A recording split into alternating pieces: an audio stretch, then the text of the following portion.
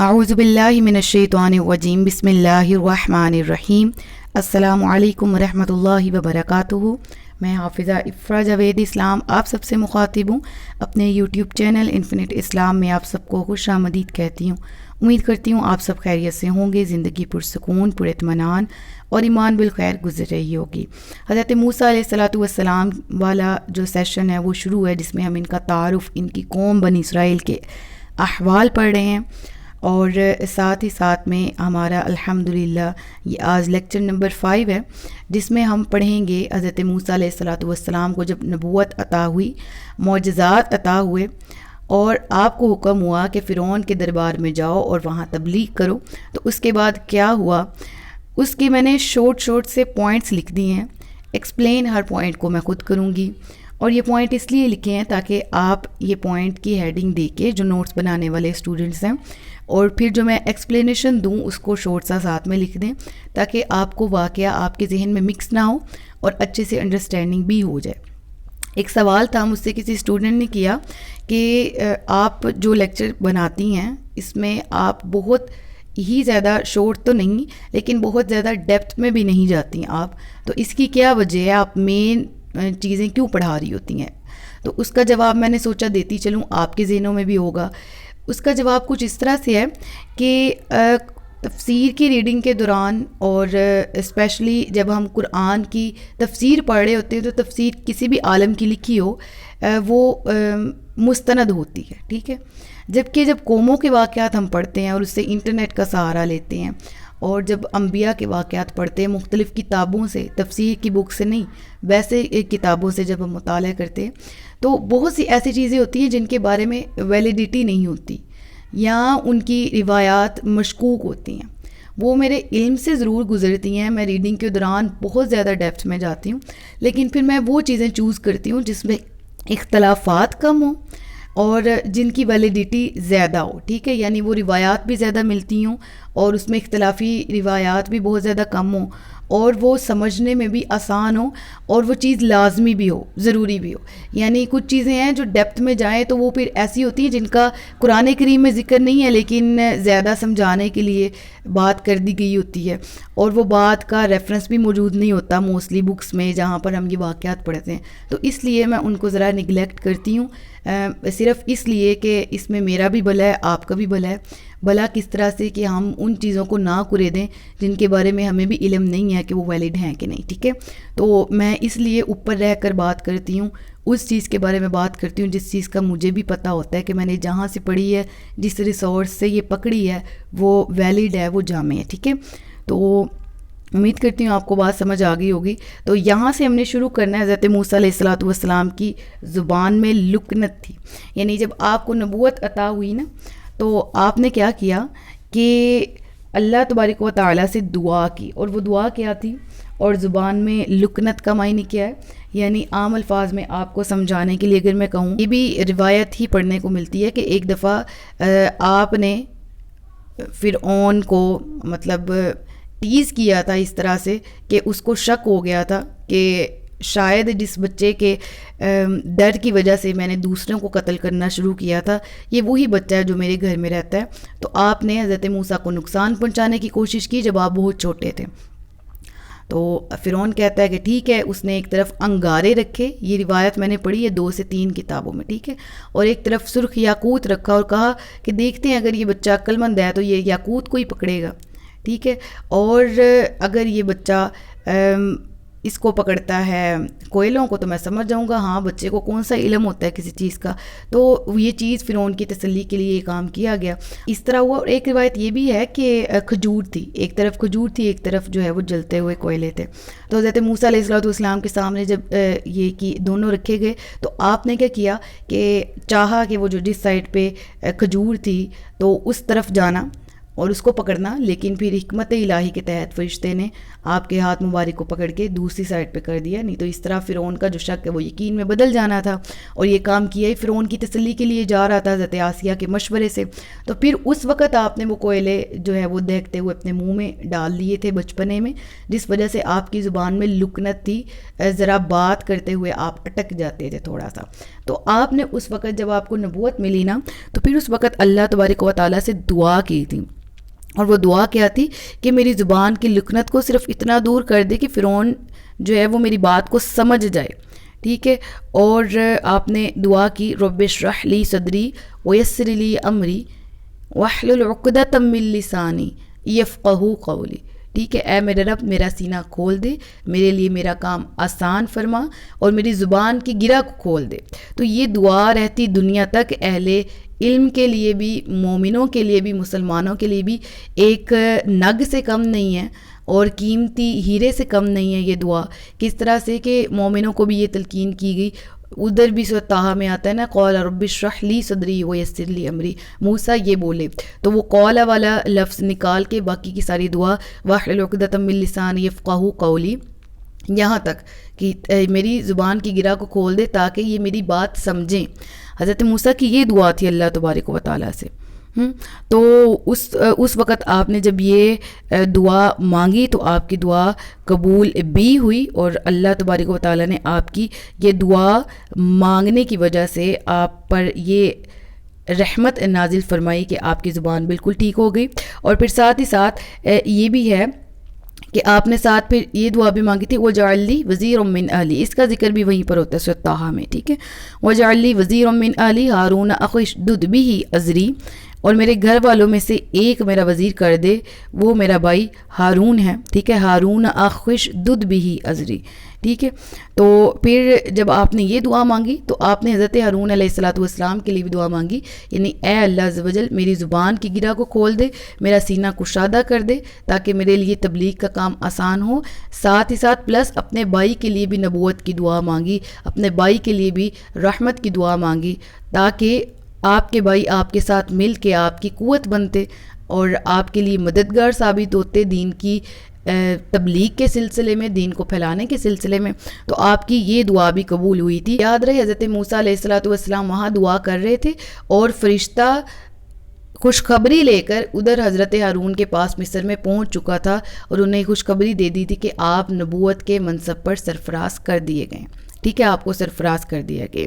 پھر اس کے بعد آپ واپس لوٹے، آپ نے اپنی فیملی سے ملاقات کی، حضرت ہارون سے ملے، اپنی والدہ سے ملے، اور بہت سالوں کے جس طرح سے آپ ایک دوسرے سے جدا تھے ملے، گفت و شنید کی، دین کی تبلیغ کے سلسلے میں آپس میں باتیں کی، مشاورت کی، اور اس کے بعد فرعون کے دربار میں آپ چلے گئے۔ فرعون کے دربار میں گئے ہیں، اور وہاں جا کر آپ نے یہ سامنے فرعون کے اس چیز کی گواہی دی کہ اللہ ایک ہے، اور توحید باری تعالیٰ کا آپ نے اعلان کیا، وہاں پر مناظرہ کیا فرعون سے، ٹھیک ہے، اور توحید باری تعالیٰ کا اعلان کیا۔ اس کا ذکر سورۃ الشعراء میں ہم پڑھیں گے، آیت نمبر 10 تا 19 میں، وَإِذْ نَادَىٰ رَبُّكَ مُوسَىٰ أَنِ ائْتِ الْقَوْمَ الظَّالِمِينَ قَوْمَ فِرْعَوْنَ أَلَا يَتَّقُونَ قَالَ رَبِّ إِنِّي أَخَافُ أَن يُكَذِّبُونِ، ٹھیک ہے۔ تو یہاں سے لے کے اینڈ تک ذکر یہ جو آیت ہے وَفَعَلْتَ فَعْلَتَكَ الَّتِي فَعَلْتَ وَأَنْتَ مِنَ الْكَافِرِينَ، ٹھیک ہے۔ تو اس کا ذکر جو ہے ہم نے ان آیات کا، اگر آپ کے سامنے قرآن ہے تو مطالعہ کیجیے گا، یعنی ریفرنس میں نے اس لیے دیا ہے کہ ہم اس کا ذکر سورۃ الاعراف میں تو پڑھ ہی رہے ہیں، ساتھ ہی ساتھ قرآن کریم میں معتد اور مقامات پر بھی اس کا ذکر موجود ہے، ٹھیک ہے۔ تو آپ نے وہاں پر دعا کی تھی کہ جب اللہ نے آپ کو ندا دی، حکم دیا کہ ظالم لوگوں کے پاس جا تبلیغ کر، حضرت موسیٰ کو کہا، تو جو فرعون کی قوم ہے تو کیا وہ ڈریں گے نہیں؟ تو عرض کی کہ اے میرے رب میں تو ڈرتا ہوں وہ مجھے جھٹلائیں گے، یعنی کہ انہوں نے تو جھٹلا نہیں تھا نا، کیونکہ حضرت موسیٰ علیہ السلام پر یاد کریں آپ مصر چھوڑ کے اس وجہ سے گئے تھے کہ ایک الزام تھا قتل کا، اور وہ جو ہے آپ اسی وجہ سے گئے تھے۔ انہوں نے کہا میں واپس جاؤں گا تو یہ مجھے اسی کی وجہ سے پکڑ لیں گے یا میری بات کو جھٹلائیں گے، تو اللہ نے پھر آپ کا کام آپ پر آسان کیا، کہا کہ تیرے بھائی کو بھی تیرے ساتھ نبوت عطا کر دی گئی ہے، تو اور وہ دونوں جا اور جا کر فرعون کے دربار میں توحید باری تعالیٰ کا اعلان کر. اور حضرت موسیٰ علیہ السلام نے بالکل ایسا ہی کیا. تو ہم نے اللہ کی وحدانیت کے دلائل کس طرح سے دیے؟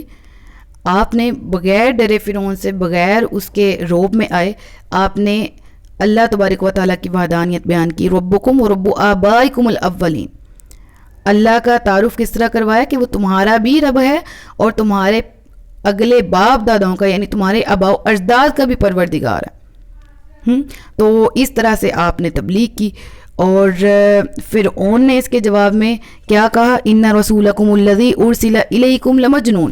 اب وہ جٹلا تو سکتا نہیں تھا اور وہ روب میں بھی تھا. کس طرح سے؟ ابھی عصا اور ازدہا، عصا کا ازدہا بن جانا فرعون کے دربار میں، اس کو بھی پڑھیں گے. تو وہ روب میں تھا، حضرت موسیٰ علیہ السلام کی ذات کے اندر کی وجہ سے مرعوب تھا. تو اس نے ساتھ ہی کہا کہ یہ جو تمہارا رسول ہے نا، جو تمہاری طرف بھیجا گیا، اپنی قوم کو کہا یہ ضرور دیوانہ ہے، یہ مجنون ہے، نعوذ باللہ. تو پھر اس کے بعد دلیلوں کا سلسلہ یعنی اس مناظرے میں جاری رہا. حضرت موسیٰ علیہ السلام وہ ان سے فرمانے لگے رب المشرق والمغربی وما بینہما ان کنتم تعقلون. تم عقل رکھتے ہو تو اس چیز کا فیصلہ کرو، اس چیز کو جانو کہ وہ رب ہے مشرقوں کا بھی، مشرق کا بھی، مغرب کا بھی، اور اس کا بھی جو ان کے درمیان ہے، یعنی تمام کائنات کا رب صرف اللہ ہے. تم اللہ کو کیوں جھٹلاتے ہو؟ تم اللہ کو مت جھٹلاؤ. تو یہ وہ دلائل تھے، یہ وہ آیات تھیں، یہ وہ مناظرہ تھا جو آپ نے جب دعوت توحید دی، دعوت حق دی، تو فرعون کے سامنے آپ نے بیان کیا. تو فرعون نے اس کو جھٹلایا. اب اس نے جب جھٹلایا تو اس نے کیا کیا؟ مطالبہ کیا کس کا؟ معجزات کا. کہا کہ اچھا اگر نبی ہو تو معجزات دکھاؤ، معجزے لے کر آؤ. تو ہوا یہ کہ آپ نے اپنا عصا مبارک جو ہے وہ ڈالا اس وقت فرعون کے محل میں، ایسے کر کے نا زمین پہ ایسے پھینکا.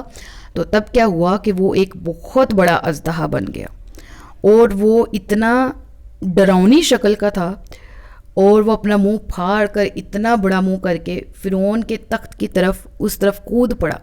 اور روایت میں آتا ہے کہ وہ اتنا بڑا تھا کہ اس کا ایک جبڑا زمین پہ لگتا تھا اس اژدہے کا، اور دوسرا جبڑا فرعون کا جو محل ہے اس کی دیوار پر لگتا تھا. تو جب وہ فرعون کی طرف گیا نا، وہ اژدہا جو حضرت موسیٰ علیہ السلام کا در حقیقت عصا تھا اور آپ کو معجزہ کے طور پر عطا کیا گیا، تو فرعون کانپنے لگا، اپنا تخت چھوڑ کر بھاگ گیا. ٹھیک ہے. اور اس کے ساتھ ہی آپ کا دوسرا جو تھا وہ معجزہ آپ نے ظاہر کیا، وہ تھا کہ اپنا ہاتھ گریبان میں ڈالا اور نکالا تو وہ چاند کی طرح چمکتا ہوا دکھائی دیا. ٹھیک ہے.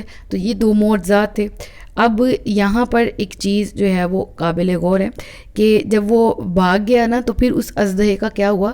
حضرت موسیٰ جب جیسے ہی دوبارہ ہاتھ لگاتے تھے نا اس اژدہے کو گردن کے پاس سے، تو وہ دوبارہ سے عصا بن جاتا تھا اور وہ بالکل لاٹھی اسٹک کی طرح بن جاتا اور آپ اس کو پکڑ لیتے. ٹھیک ہے. تو پھر اس کے بعد سے فرعون نے کیا کیا کہ جھٹلا تو وہ سکتا نہیں تھا، عام الفاظ میں کہہ لیں کہ وہ نقصان تو پہنچا نہیں سکتا تھا. وہ روب کے اندر آیا تھا. حضرت موسیٰ علیہ السلام کی ہیبت ہی اتنی تھی اس کے دل میں بیٹھ چکی کہ اس نے پھر کیا کیا کہ جادوگروں کو تیار کیا. حضرت موسیٰ علیہ السلام پر جادو کا الزام لگایا کہ یہ تو جادوگر ہے، اور پھر ہر جگہ ہر شہر میں اپنے جو پولیس ہے عام طور پہ کہہ لیجیے اس کو بھیج دیا کہ جاؤ اور جا کر مختلف طرح سے جادوگروں کو اکٹھا کرو اور ماہر جادوگروں کو لے کر آنا، چھوٹے موٹوں کو نہیں، ماہر جادوگروں کو، اور میں ان سب کو مقابلے میں لاؤں گا موسیٰ علیہ السلام کے، دیکھتے ہیں وہ کیسے جیتا ہے اپنے جادو کے مقابلے. تو ایسے ہی ہوا. جب آپ پر الزام لگ گیا تو حضرت موسیٰ علیہ السلام، اللہ تبارک و تعالیٰ کی مدد ان کے ساتھ تھی. آپ کو جادوگر کہا جا رہا تھا. ادھر موسیٰ علیہ السلام کے مقابلے میں جو فرعون ہے اس نے مختلف طرح سے مختلف شہروں سے جادوگروں کو اور ماہر جادوگروں کو جمع کیا اور مقابلے کا دن مقرر ہو گیا. ٹھیک ہے. اور یہ جادوگروں کی تعداد کے بارے میں اتنی ساری میں نے روایات پڑھی ہیں جن میں سے کچھ میں نے یہاں لکھ دی ہیں، کچھ ابھی بھی رہتی ہیں. ٹھیک ہے. روایت کے مطابق 12,000 15,000 19,000 70,000 80,000 تک روایات ملتی ہیں جو جادوگر حضرت موسیٰ علیہ الصلوۃ والسلام کے مقابلے میں اکٹھے ہوئے تھے ان کے، ٹھیک ہے۔ تو حق ظاہر ہونے کا یہ دن تھا، وہ تمام کے تمام اس جگہ اکٹھے ہو گئے۔ تو کیا دیکھتی ہیں حضرت موسیٰ علیہ الصلوۃ والسلام سے ان کے احترام میں کہتے ہیں، پہلے حضرت موسیٰ ان کو بھی تبلیغ کرتے ہیں، ٹھیک ہے، کہ تم لوگ اپنے کیے سے باز آ جاؤ اور حق کی راہ کو قبول کر لو، ہدایت قبول کر لو۔ وہ نہیں قبول کرتے، پھر وہ کہتے ہیں موسیٰ تم پہلے ڈالو گے اپنا، یعنی عصا تم پہلے پھینکو گے جو تم جادو کرتے ہو نعوذ باللہ، یا ہم پہلے اپنا جو کرتب ہے وہ دکھائیں۔ تو حضرت موسیٰ علیہ الصلوۃ والسلام نے کہا پہلے تم کرو، تم کیا کرتے ہو۔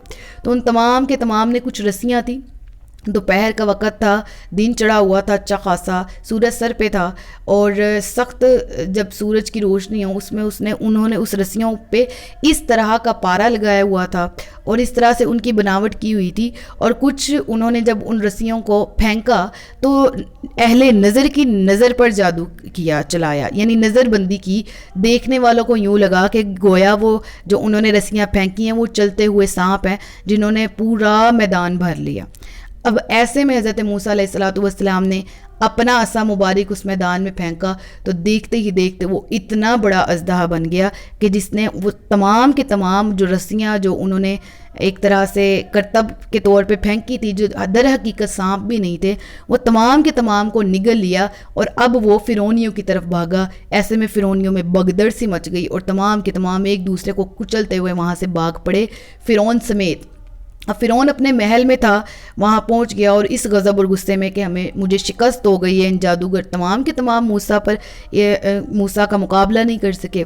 ادھر تمام کے تمام جو جادوگر ہیں انہوں پر حق منکشف ہو چکا تھا، انہوں نے دیکھ لیا کہ ہم نے جو کام کیا، ہمیں پتہ ہے کہ یہ 2 نمبر کام کیا ہے، اصل میں تو ہم اس سے بڑھ کے جادوکار ہی نہیں تھے سکتے، جو ہم نے لوگوں کی آنکھوں کے سامنے جو ہم نے کر کے دکھا دیا، ہم تو نظر بندی کے علاوہ کچھ نہیں کر سکتے۔ حقیقت تو یہ ہے کہ جو اس بندے نے کیا ہے یہ جادو نہیں ہے، یہ تو معجزہ ہی ہے، اور معجزہ نبی کا ہی کام ہے، اور نبی کے علاوہ کوئی نہیں کر سکتا، ٹھیک ہے۔ تو انہوں نے دیکھا کہ یہ نبی ہی ہے، اللہ کا برحق نبی ہے، تو وہ تمام کے تمام اس وقت سجدے میں گر گئے اور کہتے ہیں کہ ہم ایمان لے آئے ہیں موسیٰ علیہ الصلوۃ والسلام پر، اور جو موسیٰ کا رب ہے ہم اس پر ایمان لے آئے ہیں، جو موسیٰ اور ہارون کا رب ہے ہم اس کو مانتے ہیں۔ وہ تمام کے تمام جو ہیں وہ ایمان لے آئے۔ انہوں نے، روایات میں آتا ہے جب وہ سجدے میں گر گئے تھے نا تو انہوں نے اس وقت ہی جنت کی زیارت کر لی تھی۔ تو دیکھیں جس کے پاس ایمان آ جائے، اللہ کی رضا آ جائے، جنت کی زیارت آ جائے، تو پھر وہ لوگ کس طرح سے ڈرپوک ہو سکتے ہیں۔ اس کے بعد نیکسٹ سیشن میں ہم اگلے قصے میں، اگلے لیکچر میں پڑھیں گے کہ کس طرح سے فرعون ان کا دشمن ہوا، کس طرح سے ان کا دشمن بنا، اور اس کو کس طرح سے خبر ہوئی کہ جادوگر بھی ایمان لے ہیں تو اس کا کیا رد عمل تھا۔ تب تک کے لیے اپنا بہت سا خیال رکھیے گا، مجھے دعاؤں میں یاد رکھیے گا۔ تاجدار ختم نبوت زندہ باد، پاکستان ہمیشہ زندہ باد۔ السلام علیکم ورحمۃ اللہ وبرکاتہ۔